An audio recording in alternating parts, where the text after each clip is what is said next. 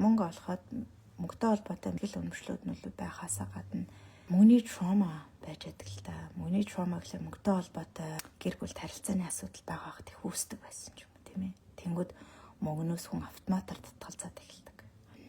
Мөнгө ингээ олсон чинь гинт алдаад эсвэл маш олон хүмүүс зээлж аваад хэзэж өгөөгүй бол эсвэл ээж авчин бага наснд ч өрөнд ороод тэрийг төлж чадахгүй хэцүү байсан болж юм.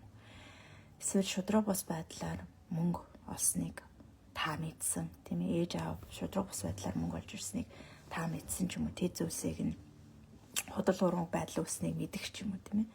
Гэх мэтчил маш олон төрлөөр мөнгөтэй холбоотой trauma үүссэн байдаг. Учир нь мөнгө бол хүний амьд үлдэх энэ хорвоо дээр илүү хоолтой мөр бүтэн явахад чухал үүрэгтэй зүйлсийн нэг. Үнэхээр амьд үлдэх инстинктийг хөдөлгөж чаддаг, биеийг тэр чигээр нь хөдөлгөж стресс төрж чаддаг хүчин зүйлсүүдийн нэг нь мөнгө байдаг.